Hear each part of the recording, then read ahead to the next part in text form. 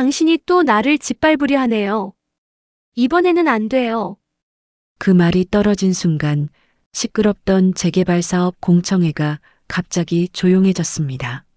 맨 뒤에 앉아있던 여자가 봉투 하나를 쥔 채 앞으로 걸어 나왔죠.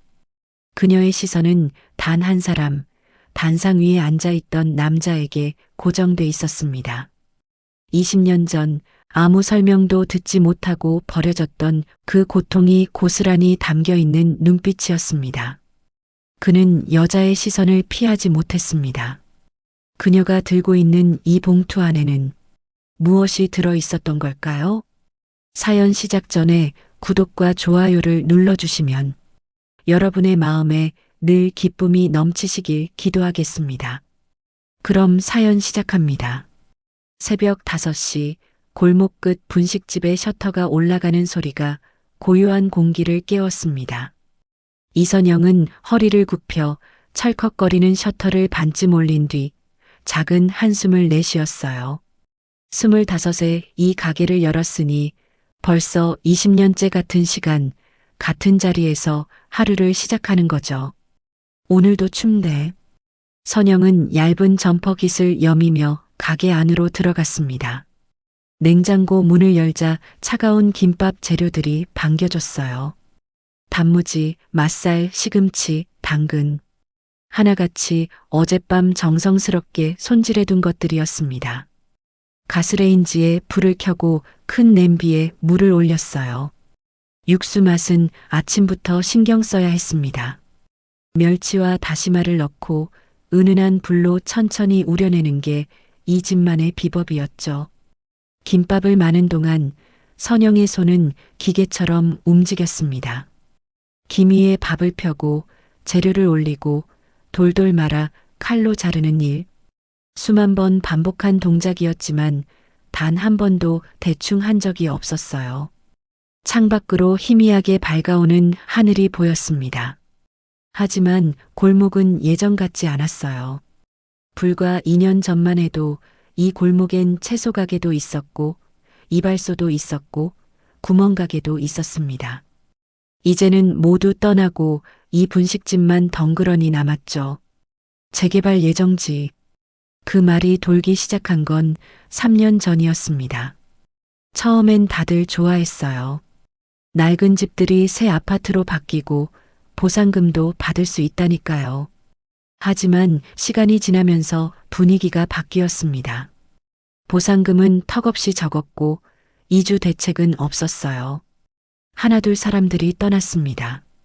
어떤 이는 헐값에 집을 팔고 어떤 이는 끝까지 버티다 용역들에게 쫓겨났죠. 선영도 철거 통지서를 받았습니다. 2번이나요. 하지만 떠날 수가 없었어요. 이곳은 단순한 가게가 아니었습니다. 이곳은 선영이 25에 맨손으로 일으켜 세운 곳이고 쌍둥이 아들들을 키운 곳이고 밤마다 울면서도 다음 날 아침이면 다시 웃는 법을 배운 곳이었습니다. 엄마는 괜찮아. 이 가게만 있으면 우리 다 먹고 살 수 있어. 아이들에게 늘 그렇게 말했어요. 그리고 정말로 그래왔습니다. 힘들어도 외로워도 이 자리를 지키면 어떻게든 됐어요. 육수가 보글보글 끓기 시작했습니다. 선영은 국자로 거품을 걷어내며 창밖을 바라봤어요. 저 멀리 대형 크레인이 보였습니다. 재개발 현장의 상징 같은 존재였죠. 매일 아침 저 크레인을 보면서 선영은 생각했습니다. 언제까지 버틸 수 있을까? 하지만 고개를 저었어요. 약한 모습 보이면 안 됩니다. 아이들 앞에서만큼은요. 6시가 되자 골목 어귀에서 익숙한 발소리가 들렸습니다. 운동화 2켤레가 동시에 내는 경쾌한 소리. 선영의 얼굴에 미소가 번졌어요. 다녀올게요, 엄마. 조심히 다녀와. 유도복 가방을 맨 쌍둥이 형제가 가게 앞을 지나쳤습니다. 19살 이태훈과 이태성. 선영의 전부였죠. 아이들이 사라진 뒤에도 선영은 한참 동안 그 자리에 서 있었습니다. 김밥을 써는 손이 잠시 멈췄어요. 이것만 지키면 돼. 이것만 지키면 우리는 괜찮아. 새벽 분식집의 불빛은 오늘도 희미하게 골목을 밝히고 있었습니다. 오전 8시 체육관 문이 열리는 소리와 함께 쌍둥이가 들어섰습니다. 이태훈과 이태성. 일란성 쌍둥이지만 성격만큼은 달랐어요. 형 태훈은 과묵하고 신중했고 동생 태성은 밝고 적극적이었죠. 형, 오늘 매치기 연습 먼저 할까? 응. 전국 대회까지 2주일밖에 안 남았어. 두 사람은 유도복으로 갈아입으며 자연스럽게 대화를 나눴습니다. 하지만 태윤의 표정엔 어딘가 그늘이 져 있었어요. 형, 또 엄마 걱정하는 거지? 태성이 형의 어깨를 톡 쳤습니다. 태윤은 대답 대신 작게 웃었어요. 괜찮아. 우리가 이번 대회에서 입상하면 장학금 나온다며.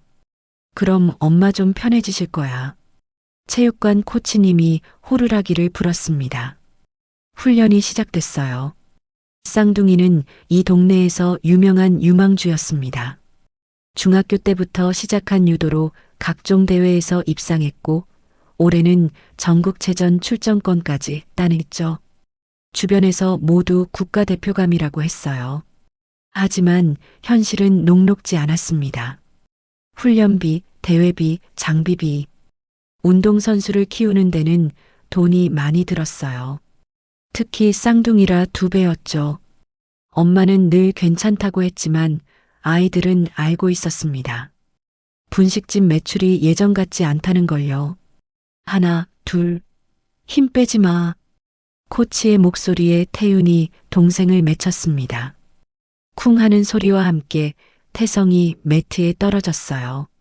아, 형, 진짜로 맺히면 어떡해. 대회 때도 이렇게 할 거잖아.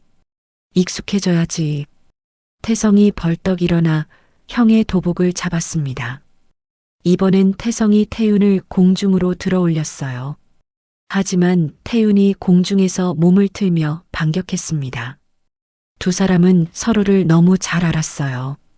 어떤 타이밍에 어떤 기술을 쓸지, 힘을 어디에 주는지. 19회를 함께 살아온 형제였으니까요.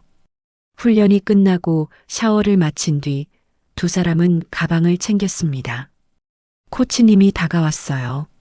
너희들 이번 전국대회 출전비 냈냐? 태윤과 태성이 동시에 고개를 돌렸습니다.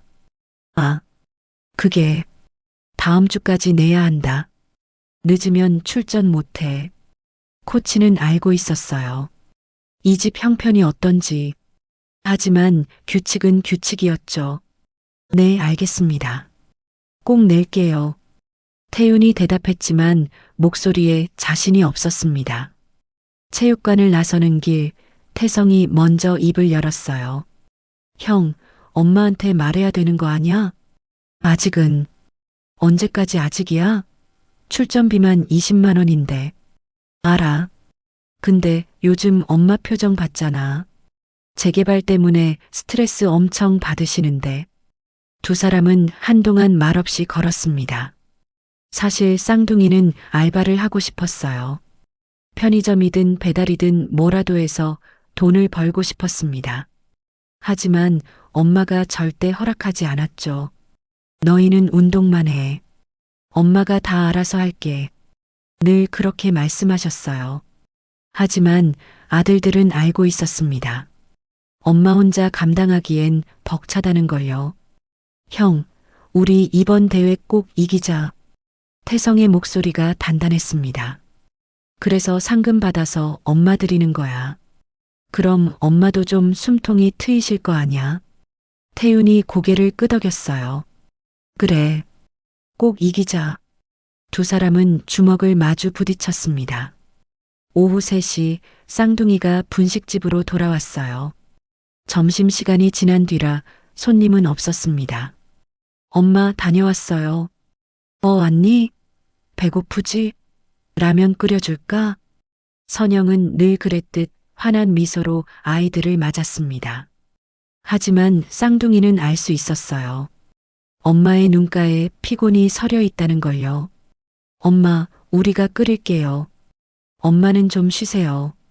태성이 앞치마를 두르며 말했습니다. 아니야, 괜찮아. 엄마, 제발요. 우리도 이제 다 컸어요. 태윤의 말에 선영이 작게 웃었어요. 그리고 조용히 자리에 앉았습니다. 쌍둥이가 라면을 끓이는 모습을 보며 선영은 생각했어요. 정말 많이 컸구나. 어느새 이렇게 의젓해졌네. 하지만 동시에 가슴이 먹먹했습니다. 아이들이 철이 드는 게 고마우면서도 한편으로는 미안했어요. 더 좋은 환경에서 더 여유롭게 키워주지 못해서요.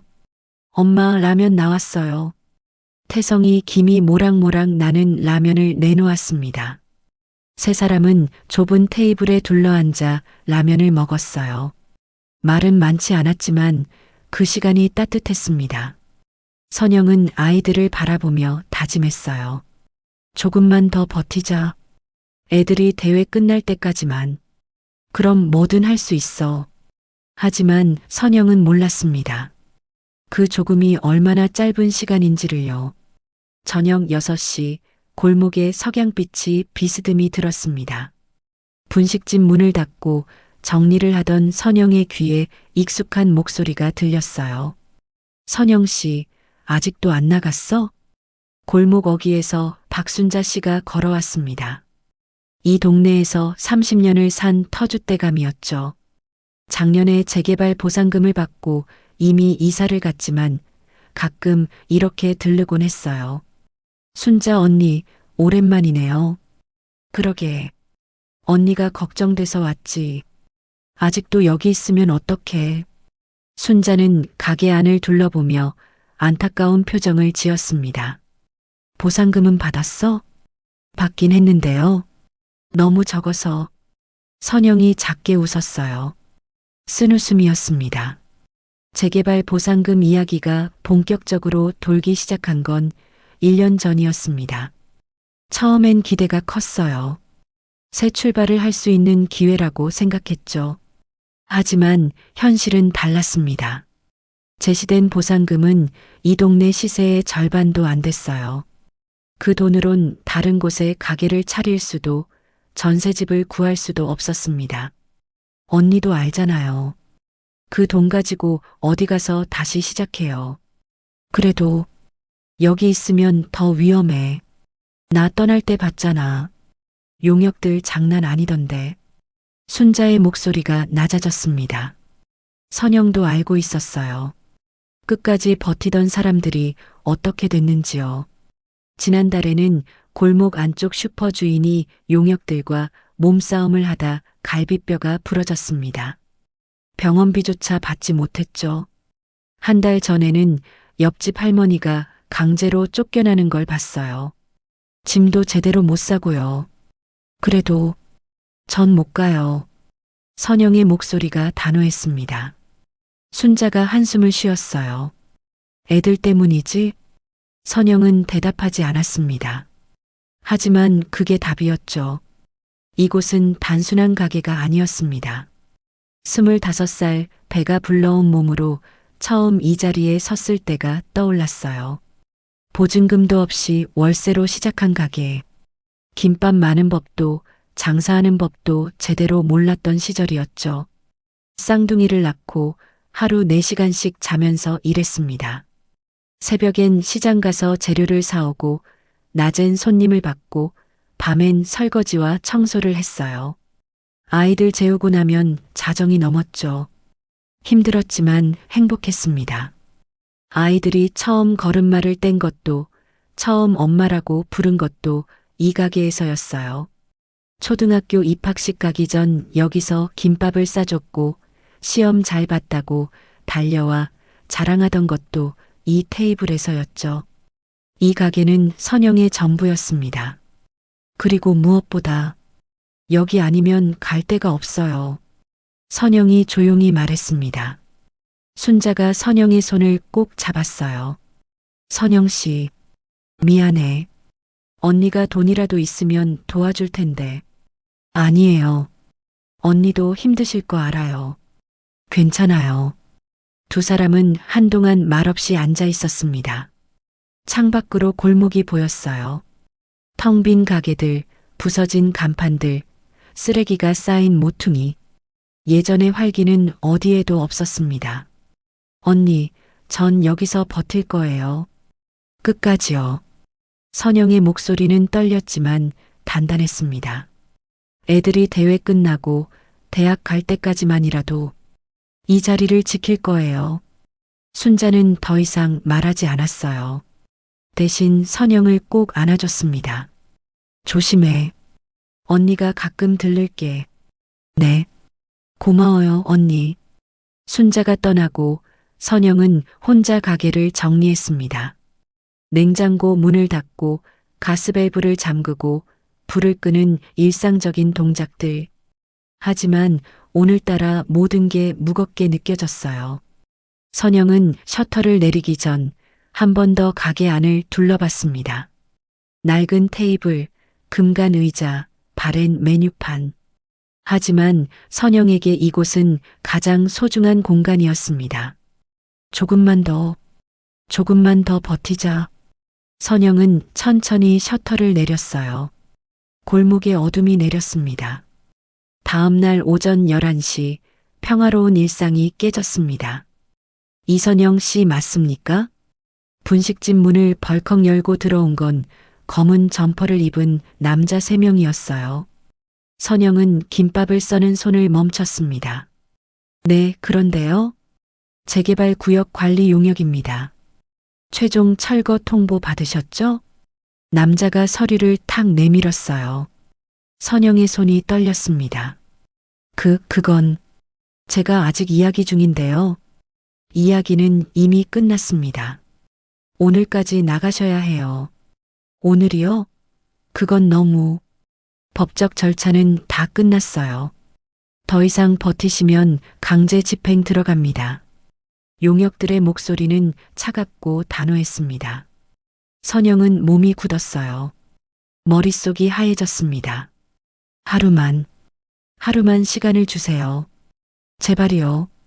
안 됩니다. 공사 일정이 이미 다 짜여 있어요. 용역 중 한 명이 가게 안을 둘러보며 혀를 찼어요. 이런 낡은데 왜 이렇게 매달리시는지. 보상금도 다 드렸잖아요. 그 돈으론 다른 데 갈 수가 없어요. 제발 조금만 더. 그건 저희가 알 바 아닙니다. 바로 그때 밖에서 트럭 소리가 들렸습니다. 선영이 창밖을 보니 대형 트럭 2대가 골목 입구에 서 있었어요. 짐을 실을 준비를 하고 있었습니다. 지금 뭐 하는 거예요? 점심시간 전에 다 비워야 합니다. 협조 안 하시면 강제로 진행합니다. 용역들이 가게 안으로 들어오기 시작했어요. 잠깐만요. 제발. 선영이 남자들 앞을 막아섰습니다. 하지만 덩치 큰 용역이 선영을 거칠게 밀쳤어요. 비키세요. 선영이 테이블에 부딪혀 넘어졌습니다. 무릎이 바닥에 쿵 하고 부딪혔어요. 엄마. 밖에서 쌍둥이의 목소리가 들렸습니다. 태윤과 태성이 훈련 가던 길에 분식집으로 달려왔어요. 이 새끼들이. 태성이 가장 먼저 가게 안으로 뛰어들었습니다. 유도 선수답게 순식간에 용역 한 명의 팔을 잡았죠. 너희가 감히 우리 엄마를. 야, 이 새끼. 나. 싸움이 일어나려는 순간이었습니다. 태성아. 안 돼. 선영이 소리쳤어요. 엄마 괜찮아. 손 놓지 마. 태윤도 달려들려고 했습니다. 하지만 선영이 아들들 앞을 막아섰어요. 그만해. 제발. 선영의 목소리가 떨렸습니다. 엄마가 처리할게. 너희는 가만히 있어. 엄마, 저 사람들이 엄마한테. 괜찮다니까? 선영이 단호하게 말했지만 눈가엔 눈물이 고여 있었어요. 용역들이 비웃었습니다. 철부지 애들이네. 어른들 일에 끼어들지 마. 뭐? 태성이 다시 달려들려 했지만 형 태윤이 동생을 붙잡았어요. 엄마 말씀 들어. 형? 근데 엄마 말씀이야.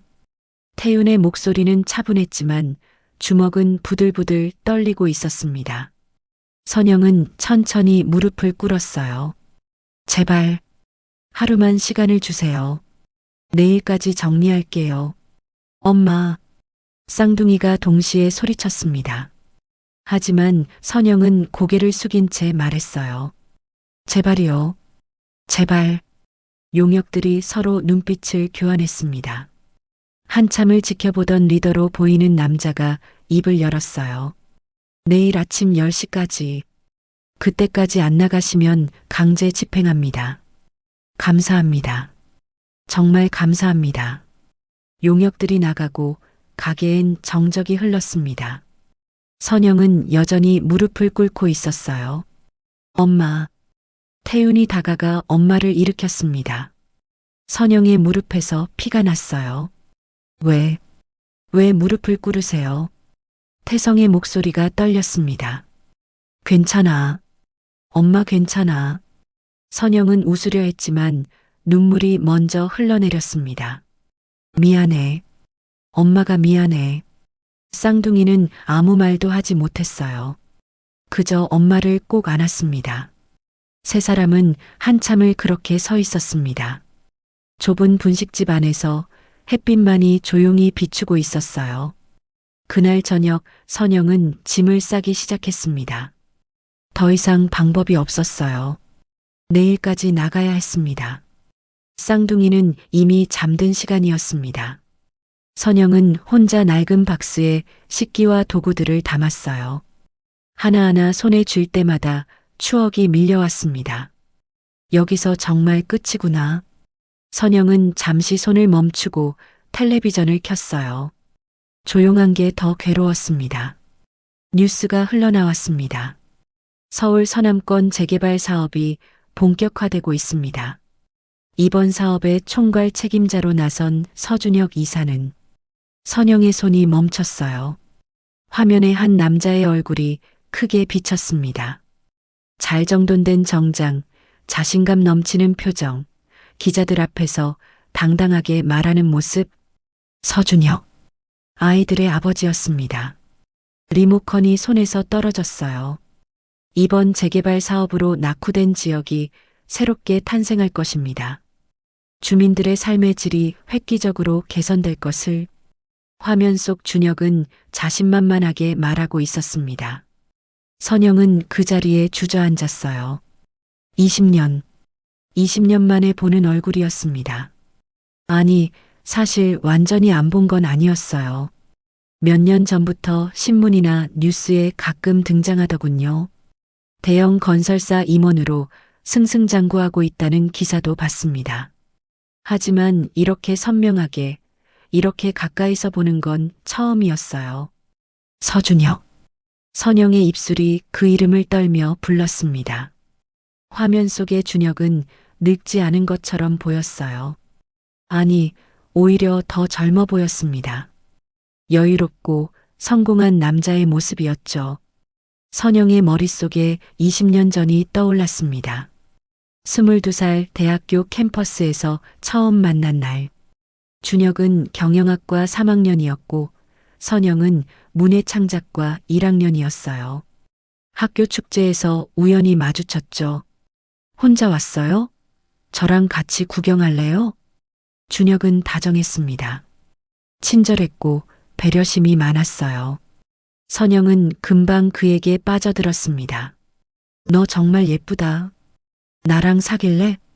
일주일 만에 고백했죠. 선영은 망설이지 않았습니다. 행복한 시간이었어요. 데이트하고 영화 보고 캠퍼스를 함께 걸었습니다. 준혁은 늘 선영을 아껴줬어요. 나 졸업하면 취직할 거야. 그럼 우리 결혼하자. 준혁이 진지하게 말했을 때 선영은 진심으로 믿었습니다. 하지만 선영은 눈을 감았어요. 기억하고 싶지 않은 순간들이 밀려왔습니다. 24살 임신을 알게 된 날. 준혁아, 나 아기 생겼어. 전화기 너머로 침묵이 흘렀습니다. 우리 아기. 쌍둥이래. 잠깐, 선영아. 이건 준혁의 목소리가 당황스러워졌어요. 내가 지금 취직 준비 중이잖아. 타이밍이. 괜찮아. 우리 같이 키우면 돼. 내가 말했잖아. 결혼하자고. 그건 그렇지만 그날 이후 준혁의 연락이 뜸해졌습니다. 전화를 해도 안 받고 문자도 익십이었어요. 학교에 찾아가도 보이지 않았습니다. 그리고 한 달 후 준혁의 어머니가 찾아왔어요. 선영 씨죠? 냉정한 목소리였습니다. 우리 아들이랑 헤어지세요.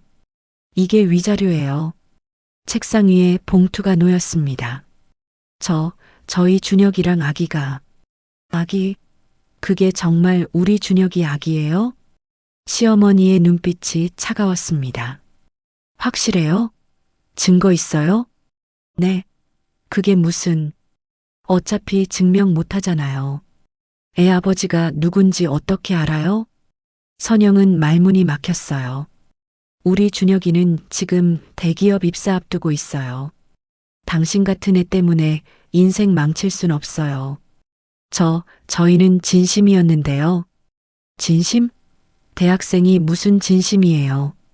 장난이었겠죠. 시어머니가 서류 한 장을 더 꺼냈습니다. 이거 사인하세요. 준혁이랑 아무 관계 없다는 각서예요. 못해요.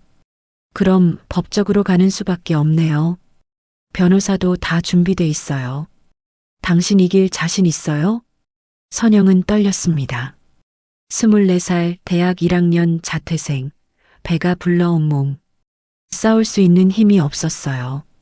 알겠습니다. 선영은 서류에 사인했습니다. 그리고 그 돈으로 이 분식집을 차렸죠. 텔레비전 화면 속에서 준혁이 웃고 있었습니다. 이번 사업으로 더 나은 미래를 만들겠습니다. 선영은 텔레비전을 껐어요. 어둠 속에서 선영은 무릎을 껴안고 앉아 있었습니다. 20년 동안 한 번도 나타나지 않았던 남자. 쌍둥이가 태어났을 때도, 아프고 힘들 때도, 돈이 없어 끼니를 거를 때도 단 한 번도 연락이 없었어요. 그런 남자가 지금 자신의 가게를 부수는 재개발 사업의 책임자였습니다. 하필 너였어. 선영의 목소리가 어둠 속에서 떨렸습니다. 웃어야 할지 울어야 할지 알 수 없었어요.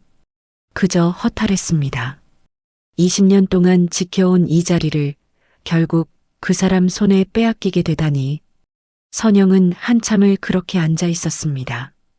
창밖으로 골목에 가로등 불빛이 희미하게 들어왔어요. 내일이면 이 가게를 떠나야 했습니다. 아니, 어쩌면 오늘이 마지막 밤인지도 몰랐죠. 선영은 천천히 일어나 다시 짐을 싸기 시작했습니다. 눈물은 이미 말라 있었어요. 슬퍼할 시간조차 사치였습니다. 다음 날 아침 9시 선영은 가게 앞에 서 있었습니다. 짐은 이미 다 쌌어요. 박스 12개. 20년의 세월이 고작 그 정도였습니다. 쌍둥이는 아침 일찍 훈련을 간다며 나갔어요. 선영은 일부러 아이들을 보내고 혼자 남았습니다. 마지막 순간을 아이들에게 보여주고 싶지 않았죠. 셔터를 올리며 선영은 가게 안을 천천히 둘러봤습니다. 저 구석에 있는 낡은 냉장고. 개업하던 날 중고로 샀던 물건이었어요. 20년 동안 단 한 번도 고장나지 않았습니다. 옆에 있는 가스레인지는 아이들이 5살 때 바꾼 거였죠. 태성이가 장난치다가 손잡이를 부러뜨렸던 기억이 났습니다. 벽에 붙은 메뉴판은 손글씨로 쓴 거였어요. 가게를 처음 열었을 때 밤새워 쓴 거였습니다. 글씨가 삐뚤삐뚤했지만 바꾸지 않았어요. 그게 좋았으니까요. 선영은 카운터 뒤 서랍을 열었습니다. 그 안에 낡은 사진첩이 하나 있었어요. 거의 들춰보지 않았던 물건이었습니다. 펼치자 24살의 자신이 보였어요. 대학교 교복을 입고 웃고 있는 사진. 옆엔 준혁이 서 있었습니다. 둘 다 얼마나 행복해 보이던지요. 다음 장에는 임신 사진이 있었어요. 배가 불러온 모습으로 거울 앞에서 찍은 셀카였습니다. 혼자 찍은 사진이었죠. 준혁은 이미 연락을 끊은 뒤였으니까요. 그 다음 장엔 갓 태어난 쌍둥이 사진이 있었습니다. 작고 빨간 얼굴의 아기 둘. 병원 침대에 누워서 두 아이를 안고 있는 선영의 모습. 사진 속 선영은 웃고 있었지만 눈가엔 눈물 자국이 선명했어요. 출산실에 혼자였습니다. 가족도 친구도 남편도 없었어요. 간호사가 동정 어린 눈빛으로 사진을 찍어줬던 기억이 났습니다. 선영은 천천히 사진첩을 넘겼습니다. 돌잔치 사진은 없었어요. 돈이 없어서 못했습니다. 대신 분식집 앞에서 찍은 사진이 있었죠. 케이크 대신 김밥으로 만든 케이크를 앞에 두고 찍은 사진이었어요. 아이들이 처음 유치원에 간 날 사진. 원복이 헐렁했습니다. 돈을 아끼려고 큰 사이즈로 샀었죠. 그래도 아이들은 환하게 웃고 있었어요. 초등학교 입학식 사진, 중학교 입학식 사진, 고등학교 입학식 사진. 모든 사진마다 선영이 함께 있었습니다. 아버지 자리는 늘 비어 있었죠. 선영은 사진첩을 덮었어요. 20년이었습니다. 준혁 없이 키운 20년. 혼자 버틴 20년. 울면서도 웃어야 했던 20년. 하지만 후회하지 않았어요. 아이들이 있었으니까요. 아이들의 웃음이 있었으니까요. 선영은 사진첩을 다시 서랍에 넣었습니다. 그리고 마지막으로 가게를 한 바퀴 돌았어요. 여기서 김밥을 수만 개 말았습니다. 라면을 수만 그릇 끓였죠. 손님들의 웃음소리가 들렸고 아이들의 제잘거림이 울렸던 공간이었어요. 이제 그 모든 게 끝나는 겁니다. 선영은 가게 한가운데 서서 눈을 감았어요.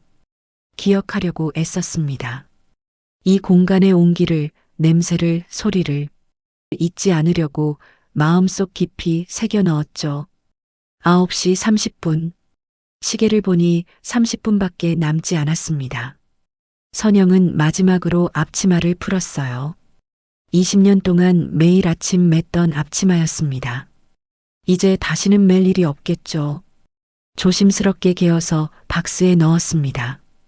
그때였어요. 가게 앞에 고급 승용차 한 대가 멈춰 섰습니다. 차에서 내린 사람을 보고 선영의 숨이 멎었어요. 서준혁이었습니다. 20년 만에 그가 직접 찾아온 거였습니다. 준혁은 선글라스를 벗으며 분식집을 바라봤습니다. 낡은 간판, 오래된 셔터, 바랜 메뉴판. 이 동네에서 유일하게 남은 가게였어요. 준혁은 이 분식집 때문에 골치가 아팠습니다. 재개발 일정이 계속 지연되고 있었거든요. 구역 내 마지막 남은 가게. 빨리 정리하라는 본사의 압박이 심했어요. 그래서 직접 온 거였습니다. 준혁이 가게 안으로 들어섰어요. 그리고 카운터 뒤에 서 있는 여자를 봤습니다. 순간 걸음이 멈췄어요. 저 얼굴 어디서 본 것 같은데. 선영은 준혁을 똑바로 바라봤습니다. 표정 하나 변하지 않았어요. 준혁이 천천히 다가왔습니다.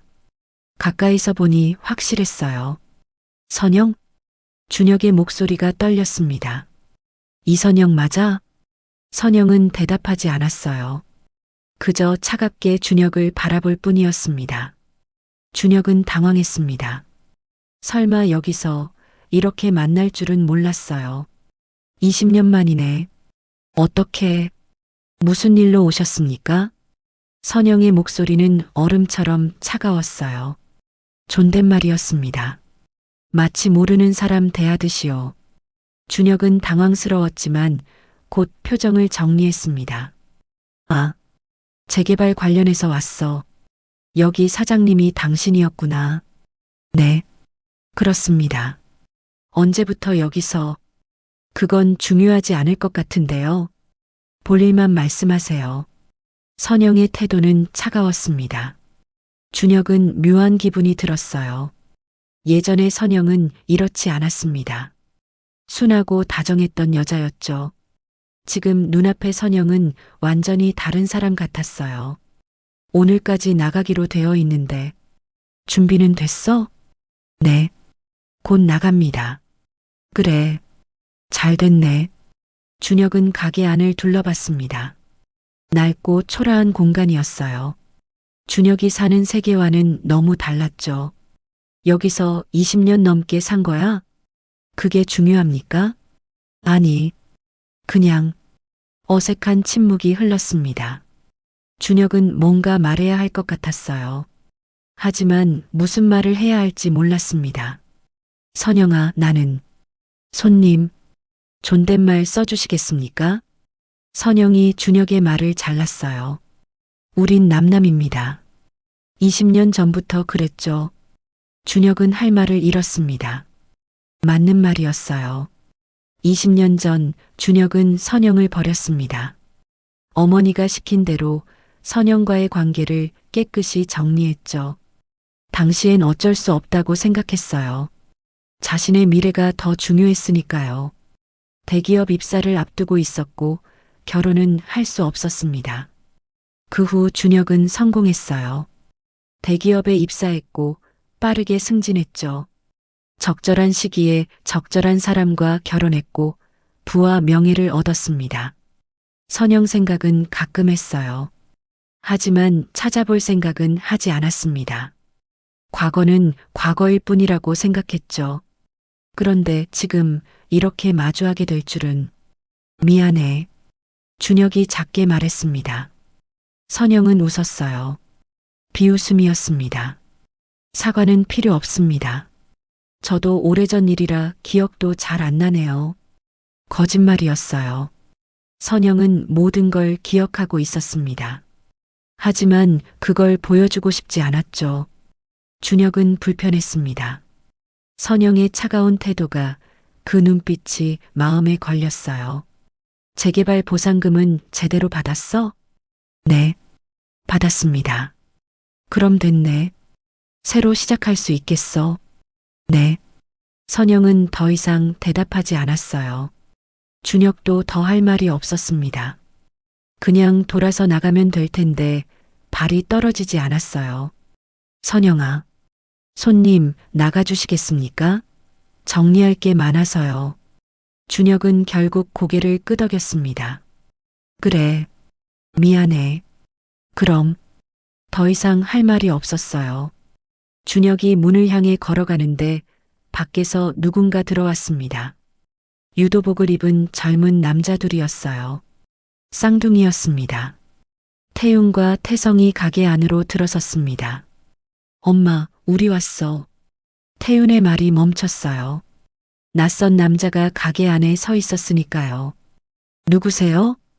태성이 경계하는 목소리로 물었습니다. 선영이 재빨리 끼어들었어요. 그냥 손님이야. 가시는 중이셔. 하지만 준혁은 움직이지 못했습니다. 쌍둥이를 보는 순간 온몸이 얼어붙었어요. 저 얼굴. 준혁은 자신도 모르게 한 발짝 다가갔습니다. 태윤과 태성을 번갈아 봤어요. 일란성 쌍둥이였습니다. 키가 크고 어깨가 넓고 유도복이 잘 어울리는 청년들이었죠. 하지만 준혁이 주목한 건 그게 아니었어요. 얼굴이었습니다.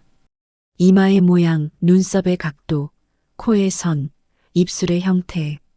준혁은 이 얼굴을 알고 있었어요. 매일 거울로 보는 얼굴이었으니까요. 아니, 정확히는 20년 전 자신의 얼굴이었습니다. 쌍둥이는 젊은 시절의 준혁과 똑같았어요. 준혁의 머릿속이 복잡해졌습니다. 쌍둥이, 선영, 20년. 계산이 맞아떨어졌어요. 엄마, 저 사람 왜 저렇게 쳐다봐? 태성이 불편한 표정으로 물었습니다. 선영이 재빨리 준혁과 아이들 사이에 섰어요. 손님 나가주세요. 선영의 목소리가 떨렸습니다. 하지만 준혁은 여전히 쌍둥이를 바라보고 있었어요. 저 아이들 몇 살이야? 그건 몇 살이냐고. 준혁의 목소리가 커졌습니다. 태윤이 앞으로 나섰어요. 19입니다. 그게 왜요? 19. 준혁은 빠르게 계산했습니다. 자신이 선영과 헤어진 게 20년 전이었어요. 임신 사실을 들은 게 그때였죠. 쌍둥이라고 했던 것도 기억났습니다. 설마 준혁이 선영을 봤어요. 선영은 고개를 저었습니다. 필사적으로 부정하는 표정이었어요. 아닙니다. 당신과 상관없는 아이들이에요. 거짓말. 상관없다니까요. 선영의 목소리가 떨렸습니다. 그냥 나가주세요. 제발. 태윤과 태성은 상황을 이해하지 못했어요. 엄마와 저 남자 사이에 뭔가 있다는 건 느꼈지만 정확히 뭔지는 몰랐죠. 엄마, 무슨 일이에요? 태윤이 물었습니다. 선영은 대답할 수 없었어요. 어떻게 말해야 할지 몰랐습니다. 20년 동안 숨겨왔던 비밀이 이렇게 갑자기 드러날 순 없었어요. 준혁은 여전히 쌍둥이를 바라보고 있었습니다. 손톱을 보니 자신과 똑같았어요. 서 있는 자세도 손을 움직이는 습관도 비슷했습니다. 유전자는 거짓말을 하지 않았어요. 준혁은 확신했습니다. 저 아이들이 자신의 아들이라는 것을요. 하지만 동시에 혼란스러웠습니다. 어떻게 해야 할지, 뭐라고 말해야 할지 알 수 없었어요. 20년 동안 모르고 살았던 자식들, 한 번도 안아주지 못했던 이름조차 모르는 아들들. 이름이 뭐니? 준혁이 떨리는 목소리로 물었습니다. 태윤과 태성은 서로를 봤어요. 이태윤입니다. 이태성이요. 이씨였어요. 선영의 성을 따른 거였습니다. 준혁의 가슴이 무너지는 것 같았어요. 손님, 나가주세요. 마지막으로 부탁드립니다. 선영의 목소리는 차갑지만 떨리고 있었습니다. 준혁은 한참을 서 있다가 결국 고개를 끄덕였어요. 알았어. 준혁이 문을 나섰습니다. 차에 타서도 한참을 멍하니 앉아 있었어요. 아들. 자신에게 아들이 둘이나 있었습니다. 20년 동안 몰랐던 아들들. 준혁은 핸들을 꽉 쥐었어요. 손이 떨렸습니다. 분식집 안에서는 선영이 주저앉아 있었습니다. 엄마, 괜찮으세요? 저 사람 누구예요? 태성이 물었지만 선영은 대답하지 못했어요. 그저 눈물만 흘러내렸습니다. 20년 동안 지켜온 비밀이 흔들리기 시작했습니다. 이틀 뒤 분식집은 여전히 그 자리에 있었습니다. 선영은 나가지 못했어요. 아니, 나갈 곳이 없었습니다. 보상금으로는 새 가게를 얻을 수도 전세집을 구할 수도 없었죠. 그래서 하루하루 버티고 있었어요. 용역들이 언제 올지 몰랐지만 오늘 하루만이라도 더 버티자는 심정이었습니다. 오후 2시 분식집 문이 열렸습니다. 서준혁이 들어왔어요. 하지만 이번엔 혼자가 아니었습니다. 옆에 한 여자가 함께 있었어요. 30대 후반으로 보이는 세련된 여성이었습니다. 명품 핸드백에 고급 구두, 화장도 완벽했죠. 차유진이었습니다. 재개발 사업의 실무 책임자였어요. 여기가 그 유명한 분식집이네요. 유진이 가게를 둘러보며 코웃음을 쳤습니다. 정말 낡았네. 이런 데가 아직도 영업을 해요? 선영은 카운터 뒤에서 두 사람을 바라봤어요. 준혁의 눈빛이 복잡해 보였지만 선영은 신경 쓰지 않았습니다. 무슨 일로 오셨습니까? 아직도 안 나가셨네요? 기한이 지났는데. 유진이 날카롭게 말했습니다. 저희 이해가 안 되는데요. 보상금도 다 드렸고 충분히 시간도 드렸잖아요. 갈 곳이 없어서 그렇습니다. 선영이 조용히 대답했어요. 그건 저희 문제가 아니잖아요. 사장님 개인 사정이죠. 유진의 목소리는 차가웠습니다. 준혁이 끼어들었어요. 유진 씨, 좀 천천히.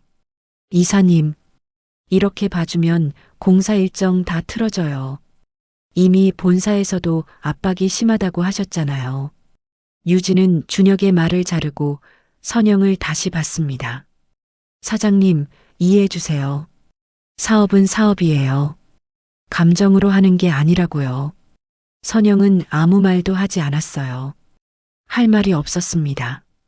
유진이 한숨을 쉬며 가게 안을 걸어 다녔어요. 참, 여기서 20년 넘게 장사하셨다며? 대단하시네요. 말투는 칭찬 같았지만 표정은 비웃고 있었습니다. 근데 20년 하고도 이 정도밖에 안 돼요? 장사를 잘못하신 거 아니에요? 선영의 손이 떨렸습니다. 유진은 계속했어요. 요즘 세상에 분식집이요? 누가 이런 데서 먹어요? 배달앱도 없고 위생도 별로고. 유진 씨, 준혁이 제지했지만 유진은 멈추지 않았습니다. 사실대로 말하는 건데요, 뭐. 이런 가게는 없어지는 게 동네를 위해서도 좋아요. 새 건물 들어서면 깨끗한 프랜차이즈가 들어올 텐데. 선영은 입술을 깨물었어요. 유진이 카운터로 다가왔습니다. 라면이나 한 그릇 주세요. 맛이나 봐야겠네요. 선영은 대답하지 않았어요. 왜요? 장사 안 해요? 네. 오늘은 안 합니다. 아, 그래요? 그럼 그냥 구경만 하고 갈게요. 유진이 주방 쪽으로 걸어갔어요. 냉장고를 열어보고 식기를 만지작거렸습니다. 와, 정말 다 낡았네. 이걸로 장사를 했어요? 선영은 참았습니다. 꾹 참았어요. 하지만 유진은 멈추지 않았습니다. 사장님, 솔직히 말씀드릴게요. 이런 가게는 이제 시대에 안 맞아요. 빨리 정리하시고 다른 일 찾으세요. 아, 나이가 좀 있으시니까 다른 일 찾기도 힘드시겠네요. 그럼 그냥 쉬시는 게 나을 수도. 그때였습니다. 선영이 라면을 끓이고 있던 냄비가 가스레인지 위에 있었어요. 유진이 지나가다가 팔꿈치로 냄비를 쳤습니다. 뜨거운 라면 국물이 쏟아졌어요. 선영의 팔에 직접 쏟아졌습니다. 아! 선영이 비명을 질렀어요. 하지만 유진은 당황하지 않았습니다. 오히려 짜증스러운 표정을 지었죠. 아이고, 왜 이런데 냄비를 놔둬요. 위험하게. 선영의 팔이 빨갛게 부어올랐습니다. 화상이었어요. 준혁이 놀라서 다가왔습니다. 괜찮아요? 병원 가야. 됐습니다. 선영이 차갑게 말했어요. 그 순간 가게 문이 벌컥 열렸습니다. 태웅과 태성이 들어왔어요. 훈련 끝나고 돌아오는 길이었습니다. 엄마, 쌍둥이가 선영의 팔을 보고 달려왔어요. 이게 어떻게 된 거예요? 태윤이 물었습니다. 아무것도 아니야. 괜찮아. 선영이 말했지만 화상은 심해 보였어요. 태성이 유진을 봤습니다. 이 사람이 그런 거예요? 아니야, 실수였어. 하지만 태성은 유진에게 다가갔어요. 어떻게 된 거냐고요? 야, 너 뭐야? 말을 함부로 하네. 유진이 비웃었습니다. 내 엄마가 냄비를 엉뚱한 데 놔둔 거야. 내 잘못 아니거든. 태성의 주먹이 떨렸습니다. 태윤이 동생을 붙잡았어요. 형, 나, 안 돼. 엄마가 더 곤란해져. 태윤의 목소리는 차분했지만 눈빛은 분노로 가득했습니다. 준혁은 그 모습을 지켜보고 있었어요. 아들들이었습니다. 자신의 아들들이 어머니를 지키려고 분노하고 있었죠. 하지만 준혁은 아무것도 할 수 없었어요. 무슨 말을 해야 할지, 어떻게 행동해야 할지 몰랐습니다. 유진이 핸드백을 들고 문으로 향했어요. 이사님 가시죠. 시간 낭비예요. 준혁이 따라 나가려다가 선영을 봤습니다. 선영은 화상 입은 팔을 감싸고 있었어요. 쌍둥이가 옆에서 걱정스럽게 보고 있었죠. 준혁은 할 말이 있었습니다. 미안하다고, 병원에 가자고, 자신이 책임지겠다고. 하지만 입이 떨어지지 않았어요. 결국 아무 말도 하지 못하고 가게를 나섰습니다. 차에 탄 뒤에도 준혁은 한참을 멍하니 앉아 있었어요. 유진이 말했습니다. 이사님, 저 집은 법적 조치 들어가야 할 것 같아요. 너무 오래 끌고 있어요. 준혁은 대답하지 않았습니다. 그저 창밖을 바라볼 뿐이었어요. 분식집의 모습이 백미러에 비쳤습니다. 그날 밤 준혁은 잠을 이룰 수 없었습니다. 집에 돌아와서도 계속 분식집 생각만 났어요. 선영의 표정, 화상 입은 팔, 그리고 분노하던 쌍둥이의 모습. 준혁은 거실 소파에 앉아 위스키를 마셨습니다. 결혼한 지 15년이 됐어요. 아내는 이미 잠들었고 집은 조용했습니다. 고급 아파트의 넓은 거실, 명품 가구들, 벽에 걸린 비싼 그림들. 성공한 삶이었습니다. 하지만 오늘따라 모든 게 공허하게 느껴졌어요. 준혁은 휴대폰을 꺼내 포털 사이트를 검색했습니다. 이태윤 유도, 이태성 유도. 검색 결과가 나왔어요. 쌍둥이는 이 분야에서 꽤 유명한 선수들이었습니다. 지난 몇 년간의 대회 기록이 쭉 나왔어요. 전국대회 입상, 시도대회 우승, 각종 토너먼트 수상, 사진도 많았습니다. 유도복을 입고 메달을 목에 건 쌍둥이, 시상대에서 웃고 있는 모습, 훈련하는 장면들, 모든 사진마다 선영이 함께 있었어요. 객석에서 응원하는 선영, 아들들을 안아주는 선영, 메달을 바라보며 우는 선영. 준혁은 사진을 하나하나 확대해서 봤습니다. 선영은 나이가 들었지만 여전히 아름다웠어요. 아니, 20년 전보다 더 단단해 보였습니다. 힘든 세월을 버텨낸 사람의 얼굴이었죠.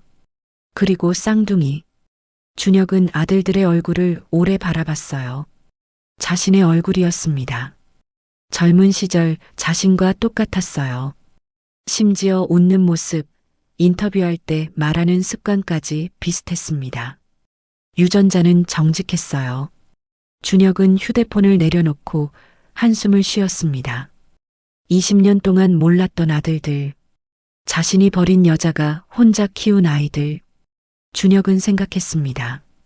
만약 그때 다른 선택을 했다면 어땠을까요? 만약 선영과 결혼했다면, 쌍둥이를 인정했다면, 함께 살았다면. 하지만 그랬다면 지금의 성공은 없었을 거예요. 대기업 입사도, 빠른 승진도, 이 좋은 집도 없었을 겁니다. 준혁은 자신의 선택이 옳았다고 믿어왔어요. 하지만 지금은 확신이 서지 않았습니다. 핸드폰이 울렸어요. 어머니였습니다. 준혁은 잠시 망설이다가 전화를 받았어요. 응, 어머니. 준혁아, 재개발 일 잘 되고 있니? 네, 잘 되고 있어요. 그 골목 마지막 가게 아직도 안 나갔다며? 빨리 처리해라. 회사에서 뭐라 그러겠다. 준혁은 대답하지 못했습니다. 어머니는 모르고 있었어요. 그 가게가 누구 가게인지, 그곳에 누가 살고 있는지. 어머니, 왜? 혹시 20년 전에 선영이라는 여자 기억하세요? 전화기 너머로 침묵이 흘렀습니다. 잠시 후 어머니의 목소리가 들렸어요. 차가운 목소리였습니다. 왜 갑자기 그의 얘기를 하니? 그냥 문득 생각나서요. 잊어라. 다 옛날 일이다. 내 인생이랑 상관없는 사람이야. 하지만 준혁아, 어머니의 목소리가 단호해졌습니다. 그때 그렇게 하지 않았으면 넌 지금 이 자리에 없어. 알지? 모든 게 내 미래를 위한 거였어. 그 애랑 결혼했으면 넌 지금 어떻게 됐겠니? 애들 키우느라 고생만 하다가 평범한 월급쟁이로 살았을 거야. 어머니는 옳았어요. 냉정하지만 사실이었습니다. 더 이상 그 애 생각하지 마. 다 끝난 일이야. 전화가 끊겼습니다. 준혁은 휴대폰을 내려놓고 천장을 바라봤어요. 어머니 말이 맞았습니다. 다 끝난 일이에요. 20년 전에 이미 끝났죠. 하지만 왜 이렇게 마음이 무거울까요? 왜 선영의 얼굴이 계속 떠오를까요? 왜 쌍둥이의 눈빛이 가슴에 박힐까요? 준혁은 다시 위스키를 들이켰습니다. 하지만 술로도 지울 수 없는 감정이 있었어요. 죄책감이었습니다. 20년 동안 억눌러왔던, 외면해왔던 죄책감이 이제 와서 터져나오기 시작했습니다. 준혁은 소파에 몸을 기댔어요. 내일 아침이면 회사에 가야 했습니다. 재개발 회의가 있었죠. 분식집 강제 철거 일정을 잡아야 했어요. 법적으로는 아무 문제가 없었습니다. 기한이 지났고 보상금도 지급했으니까요. 하지만 마음은 그렇지 않았어요. 준혁은 눈을 감았습니다. 선영의 목소리가 들리는 것 같았어요. 당신과 상관없는 아이들이에요. 그 말이 계속 맴돌았습니다. 상관없는 아이들. 하지만 그들은 준혁의 피를 나눈 아들들이었어요. 준혁은 긴 밤을 그렇게 보냈습니다. 일주일 후 구청 대회의실에서 재개발 공청회가 열렸습니다. 주민들이 하나둘 모여들었어요. 대부분 나이 든 분들이었습니다. 이미 이사를 간 사람들도 있었고 아직 남아있는 사람들도 있었죠. 선영도 그 자리에 있었습니다. 맨 뒤 구석 자리에 조용히 앉아 있었어요. 손에는 서류 봉투를 꽉 쥐고 있었습니다. 단상에 차유진과 서준혁이 올라왔어요. 재개발 사업 설명을 위한 자리였습니다. 유진이 마이크를 잡았습니다. 안녕하십니까? 오늘 바쁘신 중에 참석해 주셔서 감사합니다. 유진의 목소리는 부드러웠어요. 주민들 앞에서는 친절한 척했습니다. 저희 재개발 사업은 이 지역 발전을 위한 것입니다. 낡은 건물들을 허물고 새로운 아파트 단지를 조성하면 유진은 준비된 발표를 이어갔어요. 화려한 프레젠테이션 자료가 스크린에 떴습니다. 아름다운 조감도, 깨끗한 공원, 편의시설들. 하지만 주민들의 표정은 어두웠어요. 한 할머니가 손을 들었습니다. 보상금이 너무 적어요. 그 돈 가지고 어디 가서 살라고. 보상금은 감정평가를 통해 적정하게 책정됐습니다. 유진이 답했어요. 하지만 다들 아시다시피 이 지역 집값이 많이 떨어진 상태입니다. 그래서 보상금이 적을 수밖에. 떨어진 게 아니라 떨어뜨린 거잖아요. 한 남자가 소리쳤습니다. 재개발 얘기 나온 뒤로 집값이 폭락했어요. 누구도 안 사려고 하니까. 회의실이 술렁였어요. 유진은 당황하지 않았습니다. 이런 상황에 익숙했으니까요. 그건 시장 원리입니다. 저희가 조작할 수 있는 게 아니에요. 말도 안 돼요. 이건 사기예요. 주민들의 목소리가 커졌습니다. 준혁은 단상에 앉아서 지켜보고 있었어요. 표정이 굳어 있었습니다.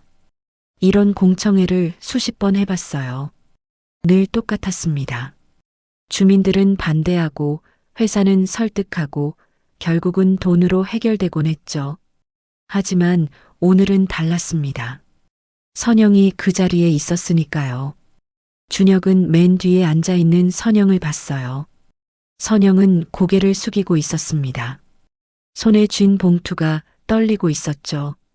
유진이 다시 마이크를 잡았습니다. 여러분, 진정하세요. 불만이 있으신 건 이해합니다. 하지만 이미 법적 절차는 다 끝났어요. 법적 절차? 우리 동의도 제대로 안 받았잖아요. 동의서에 다들 사인하셨습니다. 기억 안 나세요? 그때는 잘 몰라서. 주민들은 지쳐 있었어요. 이미 1년 넘게 싸워왔습니다. 하지만 바뀐 건 없었어요. 회사는 너무 강했고 주민들은 너무 약했습니다. 한 명씩 포기하고 떠났어요. 남은 사람들도 희망을 잃어가고 있었죠. 유진이 웃으며 말했습니다. 마지막으로 한 가지만 말씀드릴게요. 아직 안 나가신 분들 계시죠? 이번 주까지 정리 안 하시면 강제 집행 들어갑니다. 회의실이 조용해졌어요. 법원 판결도 다 났어요. 더 이상 버티실 이유가 없습니다. 협조해 주시기 바랍니다. 유진의 목소리는 차가웠습니다. 주민들은 서로를 봤어요. 누구도 말하지 못했습니다. 그때였습니다. 맨 뒤에서 의자가 끌리는 소리가 났어요. 선영이 일어선 것입니다. 모두의 시선이 선영에게 향했습니다. 선영은 떨리는 손으로 봉투를 들었어요. 그리고 천천히 앞으로 걸어가기 시작했습니다. 준혁의 눈이 커졌어요. 선영이 마이크 앞에 섰습니다. 회의실은 조용했어요. 모두가 숨을 죽이고 선영을 바라봤습니다. 선영은 마이크를 잡았어요. 손이 떨렸지만 목소리는 단단했습니다. 제가 할 말이 있습니다. 선영의 목소리가 회의실에 울렸습니다. 떨렸지만 분명했어요. 20년 동안 참아왔던 목소리였습니다. 저는 이선영이라고 합니다. 그 골목 끝에서 25년째 분식집을 운영하고 있습니다. 주민들이 고개를 끄덕였어요. 다들 선영을 알고 있었습니다. 오늘 제가 여기 온 이유는 선영은 잠시 말을 멈췄어요. 심호흡을 했습니다. 단상에 앉은 준혁이 긴장한 표정으로 선영을 바라봤습니다. 유진은 짜증스러운 얼굴로 시계를 보고 있었어요. 선영은 봉투에서 서류를 꺼냈습니다.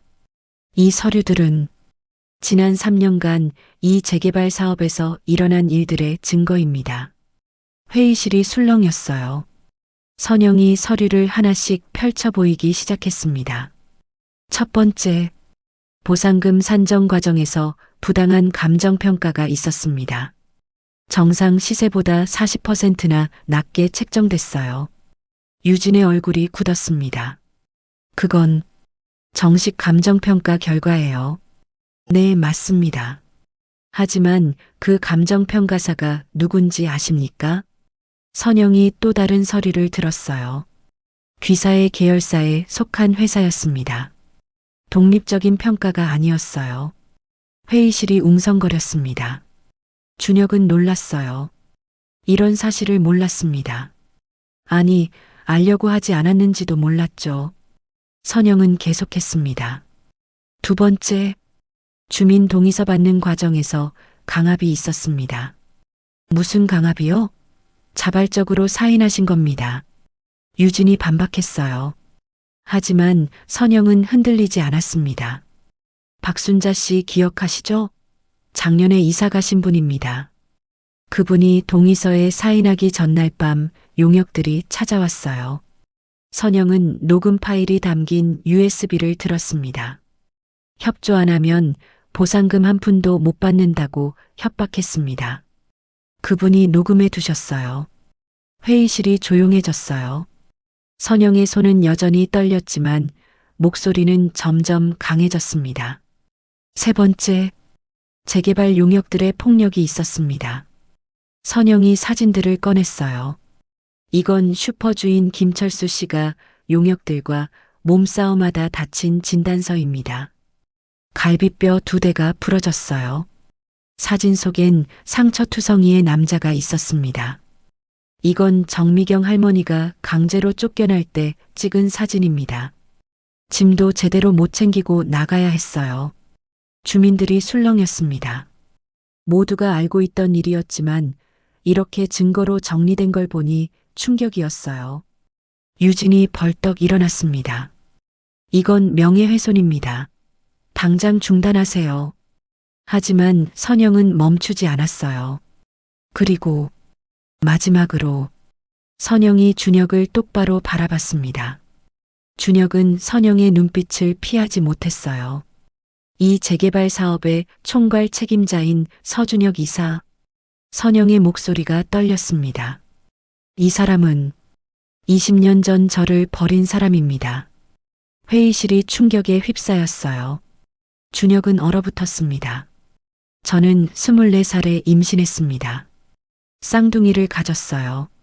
하지만 아이 아버지는 저를 버렸습니다. 선영의 눈에서 눈물이 흘렀어요. 하지만 목소리는 흔들리지 않았습니다. 그 사람의 어머니가 찾아와서 돈을 주고 쫓아냈어요. 각서까지 쓰게 했습니다. 아이와 상관없다는 각서요. 주민들이 준혁을 바라봤어요. 비난의 시선이었습니다. 준혁은 아무 말도 할 수 없었어요. 선영이 계속했습니다. 저는 그 돈으로 분식집을 차렸습니다. 혼자 아이들을 키웠어요. 20년 동안요. 선영의 목소리가 울먹였습니다. 그런데 그 사람이 제가 20년 동안 지켜온 가게를 부수는 일의 책임자로 나타났습니다.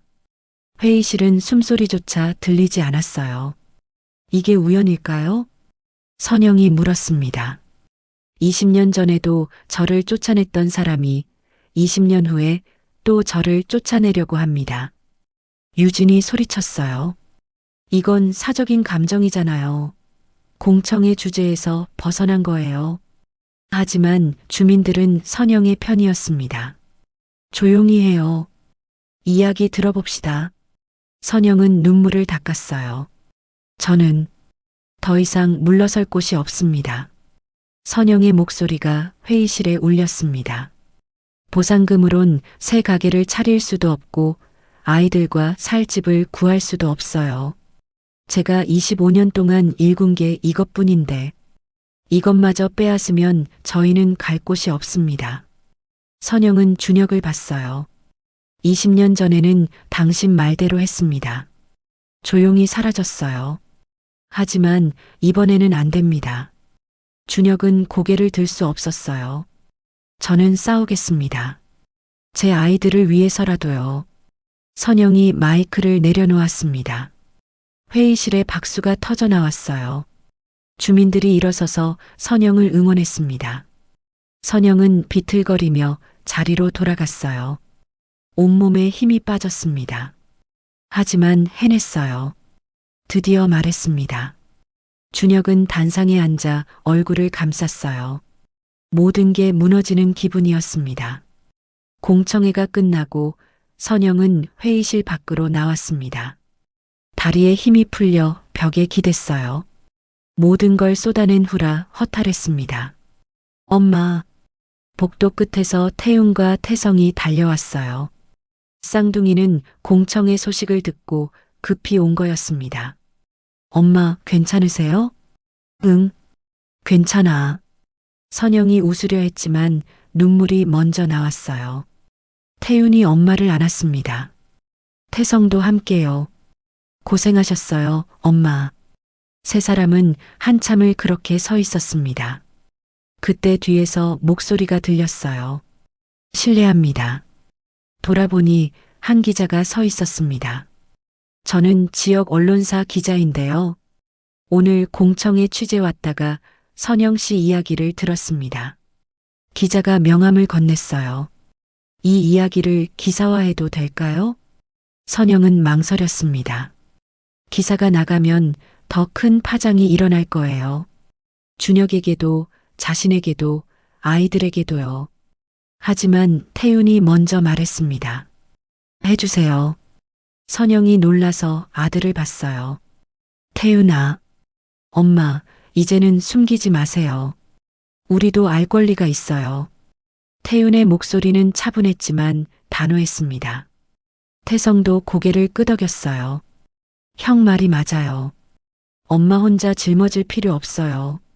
선영은 아들들을 바라봤습니다. 언제 이렇게 컸을까요? 언제 이렇게 의젓해졌을까요?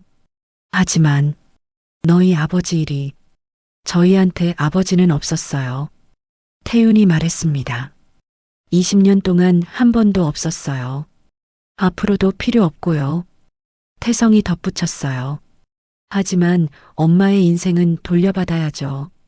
선영은 눈물을 흘렸습니다. 기자가 조심스럽게 물었어요. 그럼 취재 진행해도 되겠습니까? 선영은 한참을 망설이다가 고개를 끄덕였습니다. 네, 부탁드립니다. 며칠 후 기사가 났습니다. 지역 신문 일면에 큼지막하게 실렸어요.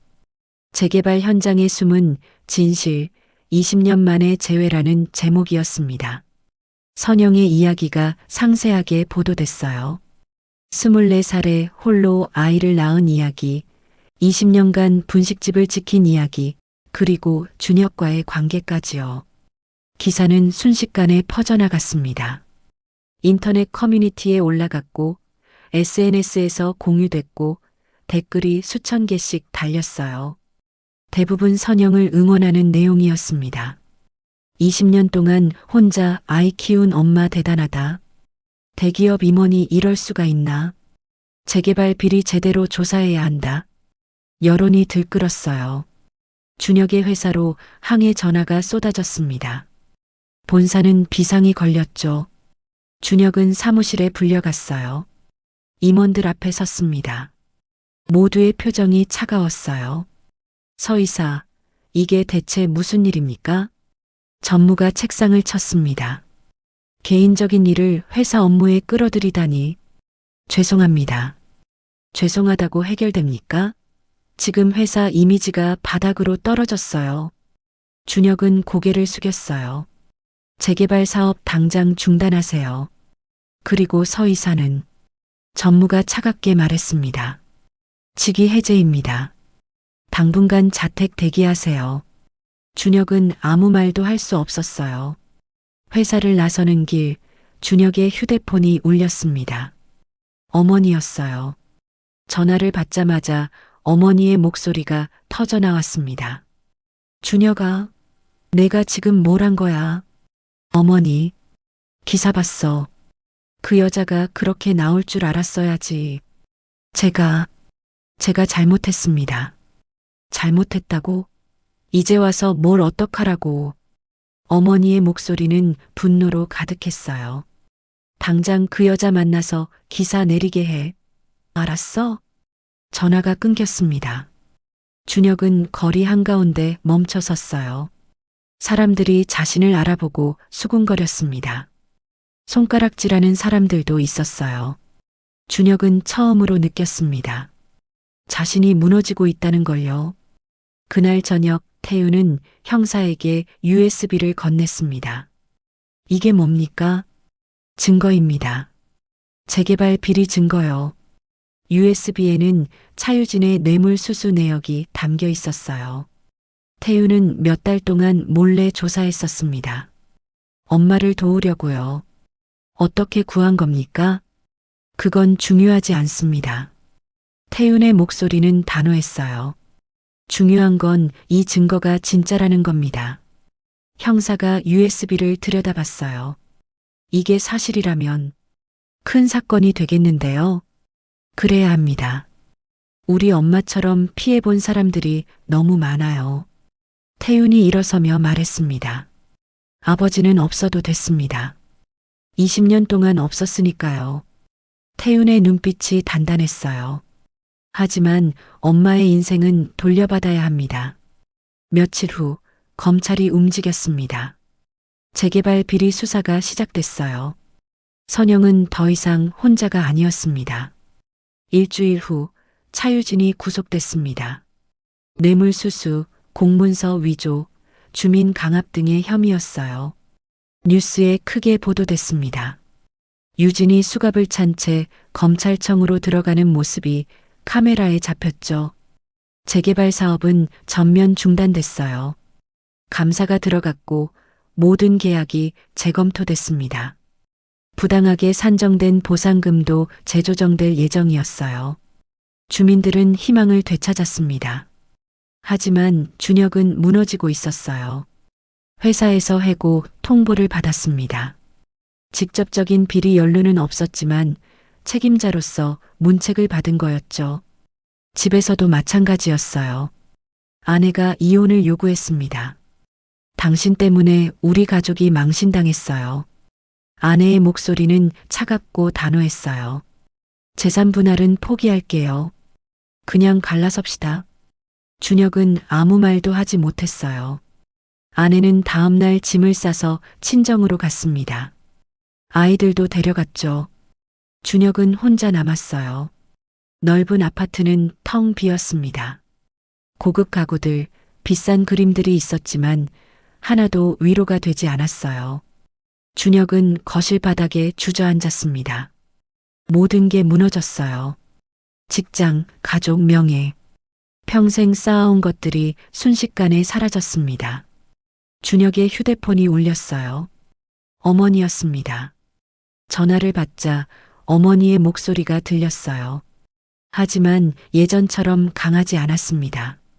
준혁아, 나 좀 보자. 네. 준혁은 어머니 집으로 갔습니다. 고급 아파트 현관문을 열고 들어가니 어머니가 거실 소파에 앉아 있었어요. 이른이 넘은 어머니는 늙어 보였습니다. 처음으로 그렇게 느꼈어요. 앉아라. 준혁이 마주 앉았습니다. 한참 침묵이 흘렀어요. 어머니가 먼저 입을 열었습니다. 준혁아, 엄마가 미안하다. 준혁은 놀랐어요. 어머니가 사과하는 건 처음 들어봤습니다. 20년 전에 내가 너무 심하게 했구나. 어머니의 목소리가 떨렸어요. 그때는 내 미래를 위한 거라고 생각했어. 정말로 그랬어. 가난한 집안 여자애가 일부러 내 애가 졌다고 생각했어. 내 인생 망치려고 하는 줄 알았지. 어머니가 눈물을 닦았습니다. 근데 기사를 보니까 그 애가 정말 혼자 애들을 키웠더구나. 20년 동안 분식집에서 어머니는 한참을 말을 잇지 못했어요. 엄마가 잘못했다. 준혁도 눈물이 났습니다. 어머니, 그 애한테 가봐라. 용서를 빌어라. 하지만 늦었지만 그래도 해야 할 일은 해야지. 어머니가 준혁을 봤어요. 너한테 쌍둥이 아들이 있어. 내 피를 나눈 애들이야. 준혁은 고개를 숙였습니다. 그 애들을 20년 동안 한 번도 안아보지 못했잖니. 이제라도 아버지 노릇해봐라. 어머니의 말이 가슴에 박혔어요. 준혁은 그날 밤 내내 생각했습니다. 무엇을 해야 할지, 어떻게 해야 할지요. 다음 날 아침 준혁은 분식집으로 향했어요. 가게 앞에 섰지만 들어갈 용기가 나지 않았습니다. 한참을 망설이다가 문을 열었어요. 선영이 카운터 뒤에 서 있었습니다. 두 사람의 시선이 마주쳤어요. 오랜 침묵이 흘렀습니다. 준혁이 먼저 말했어요. 선영아. 아니, 선영 씨. 목소리가 떨렸습니다. 할 말이 있어서 왔어. 선영은 대답하지 않았어요. 그저 준혁을 바라볼 뿐이었습니다. 준혁은 천천히 무릎을 꿇었습니다. 가게 바닥에 무릎을 대고 고개를 숙였어요. 미안해. 정말 미안해. 준혁의 목소리가 울먹였습니다. 20년 동안 너무 늦었지만 정말 미안해. 선영은 그 모습을 내려다봤어요. 눈물이 흘렀지만 표정은 변하지 않았습니다. 그날 밤 10시 가게 문을 닫을 시간이었어요. 하지만 한 손님이 더 들어왔습니다. 초라한 옷을 입은 나이든 여자였어요. 선영은 알아봤습니다. 준혁의 어머니였어요. 어떻게 여기까지? 어머니는 어색하게 서 있었습니다. 저기, 김밥 하나만 주겠니? 네, 앉으세요. 선영이 김밥을 말기 시작했어요. 어머니는 가게를 둘러봤습니다. 여기서 20년을 살았구나. 네. 힘들었겠다. 괜찮았어요. 선영이 김밥을 내놓았습니다. 어머니가 한 입 베어 물었어요. 맛있네. 그리고 눈물을 흘렸습니다. 미안하다. 정말 미안하다. 선영은 어머니 맞은편에 앉았어요. 이제 됐어요. 다 지난 일이에요. 하지만 어머니도 힘드셨을 거예요. 아들 미래 생각하시느라. 선영이 라면을 끓이기 시작했어요. 라면도 드세요. 서비스예요. 어머니는 계속 눈물을 흘렸습니다. 내가 너무 잘못했어. 됐어요, 어머니. 선영이 뜨거운 라면을 내놓았습니다. 김이 모락모락 올라왔어요. 오랜 시간이 흘렀습니다. 한 달이 지났습니다. 재개발 사업은 완전히 중단됐지만 일부 용역들은 여전히 분식집 주변을 배회했어요. 투자금을 잃은 사람들이었습니다. 사업이 중단되면서 계약금을 날렸고 그 분노의 화살이 선영에게 향하고 있었죠. 저 여자 때문에 우리가 망했어. 다 엎어진 거 다 저 여자 때문이야. 음지에서 속삭임이 돌았습니다. 선영은 위험을 느꼈어요. 가게 문을 일찍 닫고 밤에는 불을 끄고 지냈습니다. 태웅과 태성도 알고 있었어요. 그래서 훈련이 끝나면 바로 집으로 돌아왔죠. 어느 날 밤 11시, 선영은 가게 정리를 마치고 셔터를 내리려는 참이었습니다. 그때 골목 어귀에서 인기척이 들렸어요. 서너 명의 남자들이 걸어오고 있었습니다. 얼굴을 가리고 있었어요. 선영의 심장이 빠르게 뛰었습니다. 누구세요? 남자들은 대답하지 않았어요. 그냥 다가왔습니다. 선영이 급히 셔터를 내리려고 했지만 늦었어요.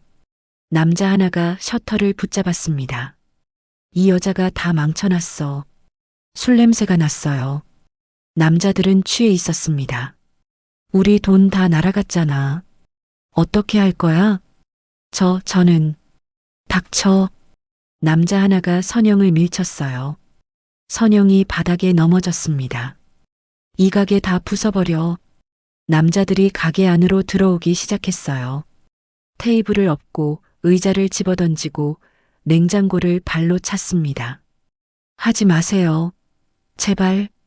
선영이 울부짖었지만 소용없었어요.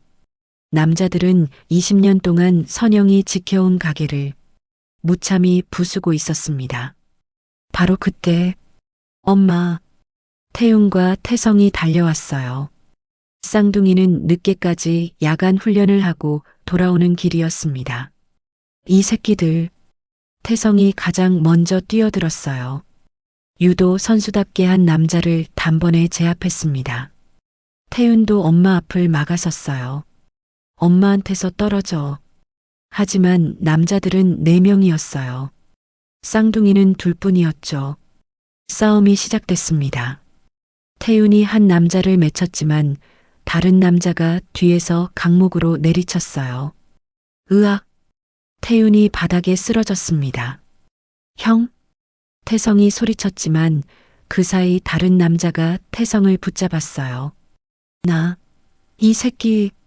선영은 휴대폰으로 신고하려 했지만 한 남자가 휴대폰을 빼앗아 던져버렸습니다. 엄마, 애들아. 위험한 순간이었어요. 남자들은 이성을 잃고 있었습니다.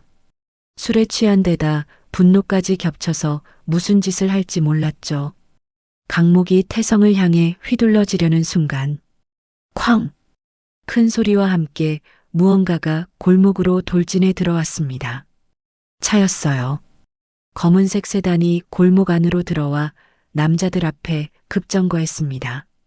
차에서 내린 사람은 준혁이었어요. 준혁은 한 달 동안 매일 밤 분식집 근처를 지키고 있었습니다. 멀리서 지켜보기만 했죠. 다가갈 용기는 없었지만 혹시 모를 위험에 대비하고 있었어요. 오늘도 마찬가지였습니다. 그런데 수상한 남자들이 가게로 들어가는 걸 봤어요. 준혁은 망설이지 않았습니다. 차를 몰고 골목으로 돌진한 거였죠. 뭐야, 이 새끼. 남자들이 준혁을 향했어요. 하지만 준혁은 물러서지 않았습니다. 경찰 불렀어. 곧 온다. 뭐? 남자들이 당황했어요. 실제로 멀리서 사이렌 소리가 들렸습니다. 준혁이 오면서 신고했던 거예요. 시발, 도망쳐. 남자들이 뿔뿔이 흩어졌습니다. 골목에 정적이 찾아왔어요. 준혁은 쓰러진 태윤에게 달려갔습니다. 괜찮아? 태윤은 머리에서 피를 흘리고 있었어요. 괜찮습니다.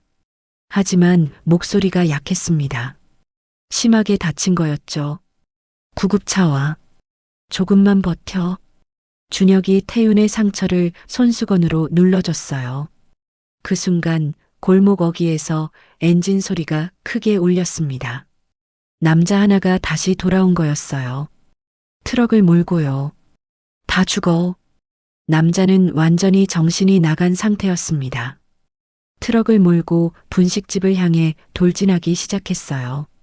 안 돼. 선영이 비명을 질렀습니다. 태윤과 태성은 다쳐서 움직일 수 없었어요. 선영도 마찬가지였죠. 트럭이 점점 가까워졌습니다. 준혁은 알았어요. 자신이 막지 않으면 모두가 죽는다는 걸. 망설임 없이 준혁은 자신의 차로 뛰어올랐습니다. 시동을 걸고 엑셀을 밟았어요. 차가 앞으로 튀어나갔습니다. 안 돼. 선영이 소리쳤지만 늦었어요. 준혁의 차가 트럭 앞을 막아섰습니다. 쾅! 엄청난 충돌음과 함께 두 차량이 부딪혔어요. 준혁의 차가 옆으로 밀려났고 트럭은 멈춰 섰습니다. 분식집은 무사했어요. 하지만 준혁의 차는 완전히 찌그러져 있었습니다. 아빠, 태성이 소리쳤어요. 처음으로 그렇게 불렀습니다. 선영이 비틀거리며 차로 달려갔어요. 운전석 문을 열자 준혁이 피를 흘리며 앉아 있었습니다. 준혁아, 선영의 목소리가 떨렸어요. 준혁은 힘들게 눈을 떴습니다. 괜찮아? 바보야. 왜 이런 짓을? 애들은 괜찮아. 너는? 준혁이 희미하게 웃었어요. 다행이다. 그리고 의식을 잃었습니다. 곧 구급차가 도착했어요. 준혁과 태윤이 실려갔습니다. 선영과 태성이 함께 탔죠. 구급차 안에서 선영은 준혁의 손을 잡았어요. 차가웠습니다. 제발 버텨. 선영의 눈물이 준혁의 손등에 떨어졌습니다. 20년 동안 미워했던 사람. 하지만 오늘 밤 그 사람이 자신의 목숨을 걸고 가족을 지켰어요. 선영은 깨달았습니다. 미움과 용서 사이 어딘가에 아직 남아있는 무언가가 있다는 거요. 구급차는 어둠 속을 달렸습니다. 사이렌 소리만이 고요한 밤을 가르고 있었어요. 병원 응급실은 분주했습니다. 준혁이 수술실로 들어갔어요. 늑골 골절, 내부 출혈, 뇌진탕. 상태가 심각했습니다. 태윤도 치료를 받았어요. 다행히 생명에는 지장이 없었지만 머리를 여러 반을 꿰매야 했죠. 선영과 태성은 복도에서 기다렸습니다. 수술실 불빛이 켜져 있었어요. 빨간 불이었습니다. 시간이 천천히 흘렀어요. 1시간, 2시간, 3시간. 선영은 의자에 앉아 있을 수 없었습니다. 복도를 왔다 갔다 했어요. 엄마 앉으세요. 태성이 말했지만 선영은 멈추지 않았어요. 저 사람이 우리를 지켰어. 선영의 목소리가 떨렸습니다. 20년 동안 한 번도 우리 곁에 없었는데 눈물이 흘러내렸어요. 오늘은 목숨을 걸었어. 태성도 울먹였습니다. 저도 봤어요. 저 사람 표정. 태성이 눈을 감았어요. 트럭이 오는 걸 보고도 한 번도 망설이지 않았어요. 그 순간이 떠올랐습니다. 준혁이 차에 올라탈 때의 표정. 두려움도 있었지만 결연함이 더 컸어요. 가족을 지키려는 아버지의 표정이었습니다. 태성은 처음 알았어요. 아버지가 무엇인지를요. 새벽 4시 수술실 문이 열렸습니다. 의사가 나왔어요. 마스크를 벗으며 말했습니다. 보호자분 계십니까? 네, 저요. 선영이 달려갔어요. 환자분. 일단 위험한 고비는 넘겼습니다. 선영이 주저앉을 뻔했어요. 태성이 엄마를 붙잡았습니다. 하지만 늑골이 여러 개 부러지고 내부 출혈이 심했어요. 완전히 회복되려면 시간이 걸립니다. 괜찮아요. 살기만 하면. 선영이 울먹였어요. 지금은 중환자실에 있습니다. 의식은 아직 돌아오지 않았고요. 의사가 선영을 봤어요. 환자분 가족이시죠? 선영은 대답하지 못했습니다. 가족이라고 할 수 있을까요? 20년 동안 남남으로 살았는데, 네, 가족입니다. 선영이 조용히 대답했어요. 중환자실 창문 너머로 준혁이 보였습니다. 온몸에 붕대를 감고 여러 기계에 연결된 채 누워 있었어요. 선영은 유리창에 손을 대고 준혁을 바라봤습니다. 고마워. 정말 고마워. 며칠 후 준혁이 의식을 되찾았습니다. 천천히 눈을 뜨니 하얀 천장이 보였어요. 병원이었습니다. 옆을 보니 선영이 앉아 있었어요. 선영은 졸고 있었습니다. 의자에 앉은 채로요. 며칠 밤을 새운 모양이었어요. 준혁은 선영을 조용히 바라봤습니다. 여전히 아름다웠어요. 주름이 생기고 나이가 들었지만 준혁에게는 22의 선영이 보였습니다. 선영아. 준혁이 작게 불렀어요. 선영이 화들짝 깨어났습니다. 깨어났어? 응. 선영이 급히 간호사를 불렀어요. 의사가 와서 간단한 검진을 했습니다. 다행히 회복이 빠르네요. 일주일 정도면 일반 병실로 옮길 수 있을 겁니다. 의사가 나가고 둘만 남았어요. 침묵이 흘렀습니다. 준혁이 먼저 입을 열었어요. 애들은 괜찮아? 응. 태윤이도 퇴원했어. 다행이다. 준혁이 천장을 바라봤어요. 선영아. 미안해. 그 얘기는 이제 그만해. 선영이 말했습니다. 내가 우릴 지켜줬어. 그걸로 됐어. 하지만 준혁아. 선영이 준혁을 봤어요. 나 너한테 미안하다는 말 너무 많이 들었어. 이제 그만 들어도 돼. 선영의 목소리는 차분했어요. 내가 20년 전에 날 버린 건 사실이야. 그건 변하지 않아. 준혁은 고개를 숙였어요. 하지만 어젯밤 내가 목숨 걸고 우릴 지킨 것도 사실이야. 선영이 준혁의 손을 잡았습니다. 그러니까 이제 용서할게. 준혁의 눈에서 눈물이 흘렀어요. 고마워. 정말 울지 마. 환자가 울면 안 돼. 선영이 웃었어요. 20년 만에 준혁 앞에서 진심으로 웃는 거였습니다. 그날 오후 태윤과 태성이 병실에 왔습니다. 머리에 붕대를 감은 태윤이 조심스럽게 들어왔어요. 태성이 형을 부축하고 있었죠. 준혁은 아들들을 봤습니다. 자신의 아들들.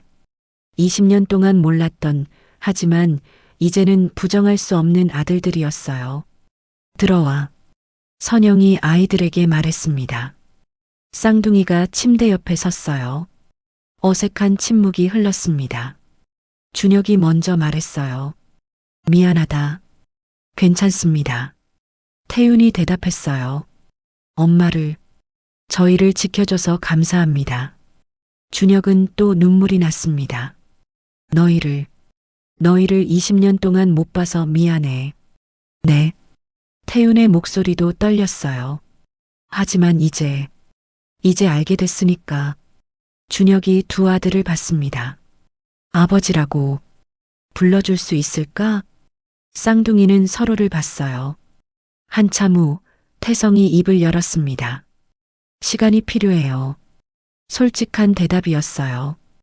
20년 동안 아버지 없이 살았어요. 갑자기 아버지라고 부르기는 어려워요. 준혁은 고개를 끄덕였어요. 그래, 당연하지. 하지만 태윤이 말했습니다. 언젠가는 그렇게 부를 수 있을 거예요. 준혁이 웃었어요. 눈물과 함께요. 기다릴게. 평생이라도. 네 사람은 한참을 그렇게 서 있었습니다. 창밖으로 햇빛이 들어왔어요. 20년 만에 가족이 함께 있었습니다. 완전하지는 않았어요. 상처도 많았고 시간도 필요했습니다. 하지만 시작이었어요. 치유의 시작이었습니다. 6개월이 지났습니다. 재개발은 완전히 취소됐어요. 새로운 도시 계획이 수립됐고 기존 주민들이 계속 살 수 있도록 리모델링 방식으로 변경됐죠. 보상금도 재조정됐습니다. 부당하게 낮게 책정됐던 금액이 정상화됐어요. 선영의 분식집도 제대로 된 보상을 받았습니다. 하지만 선영은 그 돈을 받고도 가게를 떠나지 않았어요. 오히려 가게를 새로 단장했습니다. 낡은 간판을 바꾸고 테이블과 의자를 새 걸로 교체하고 주방 기구도 새로 샀어요. 그래도 본질은 변하지 않았습니다. 여전히 똑같은 자리에서 똑같은 김밥과 라면을 팔았죠. 오히려 가게는 더 유명해졌어요. 뉴스에 나온 뒤로 사람들이 찾아오기 시작했습니다. 20년 동안 혼자 아이를 키운 엄마의 분식집이라고요. 가게는 늘 북적였어요. 선영은 바빴지만 행복했습니다. 그리고 태웅과 태성, 쌍둥이는 전국체전에서 금메달을 땄어요. 둘 다요. 시상식에서 메달을 목에 걸 때 관중석에 세 사람이 앉아 있었습니다. 선영, 그리고 준혁, 그리고 준혁의 어머니였어요. 준혁의 어머니는 뒤늦게 손자들을 만났습니다. 처음엔 어색했어요. 어머니는 사과했고 쌍둥이는 받아들였죠. 쉽지 않았지만요. 우리 손자들 잘한다. 어머니가 눈물을 닦으며 말했어요. 내가 너무 늦게 알아봤구나. 선영이 어머니의 손을 잡아줬습니다. 괜찮아요. 이제라도 알게 됐잖아요. 시상식이 끝나고 가족들은 함께 사진을 찍었어요. 메달을 목에 건 쌍둥이, 옆에 선 선영과 준혁, 그리고 할머니. 완벽한 가족 사진은 아니었어요. 표정들이 아직은 조금 어색했으니까요. 하지만 진심이 담긴 사진이었습니다. 그날 저녁 5명은 분식집으로 갔습니다. 선영이 직접 김밥을 말고 라면을 끓였어요. 우와, 엄마 김밥 진짜 오랜만이다. 태성이 신나게 말했습니다. 맨날 먹었잖아. 그래도 오늘 먹는 건 특별하잖아. 금메달 기념으로. 다들 웃었어요. 준혁도 김밥을 한 입 베어 물었습니다. 맛있다. 처음 먹어보는 맛이었어요. 아니, 정확히는 처음은 아니었습니다. 20년 전에 선영이 만들어준 김밥을 먹어본 적이 있었죠. 그때와 똑같은 맛이었어요. 선영아, 너 여전히 김밥 잘 만드네. 당연하지. 25년 했는데. 선영이 웃었어요. 5명은 좁은 테이블에 둘러앉아 밥을 먹었습니다. 대화가 끊이지 않았어요. 웃음소리도 많았죠. 준혁은 이 순간이 꿈만 같았어요. 잃어버렸던 20년을 되돌릴 수는 없었습니다. 하지만 이제부터라도 함께할 수 있었어요. 식사가 끝나고 쌍둥이가 설거지를 했습니다. 엄마, 우리가 할게요. 엄마는 쉬세요. 선영은 의자에 앉아 아들들을 바라봤어요. 어느새 이렇게 컸구나. 어느새 이렇게 의젓해졌구나. 준혁이 옆에 앉았습니다. 선영아. 응? 나 이제 회사 다시 다니기로 했어. 그래. 다행이다. 준혁은 사고 이후 실직 상태였어요. 하지만 최근 작은 건설 회사에서 연락이 왔습니다. 재개발이 아니라 리모델링 전문 회사였죠. 그 회사 좋더라. 기존 건물을 살리는 일을 해. 잘 됐네. 그래서 말인데. 준혁이 선영을 봤어요. 우리 다시 시작할 수 있을까? 선영은 대답하지 않았어요. 한참을 생각했습니다. 준혁아, 응? 나 아직 모르겠어. 솔직한 대답이었어요. 20년은 너무 긴 시간이야. 그 시간 동안 나는 혼자였고 너는 다른 삶을 살았어. 준혁은 고개를 끄덕였어요. 하지만 선영이 준혁의 손을 잡았습니다. 시간을 주면 언젠가는 그럴 수 있을지도 몰라. 준혁이 웃었어요. 그걸로 충분해. 나 기다릴 수 있어. 진짜 오래 걸릴 수도 있는데 상관없어. 평생이라도 기다릴게. 두 사람은 웃었습니다.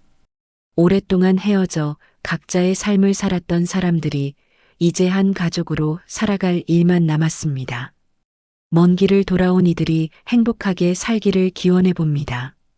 지금까지 즐겁게 시청해 주신 여러분 감사합니다. 구독과 좋아요는 힘이 됩니다.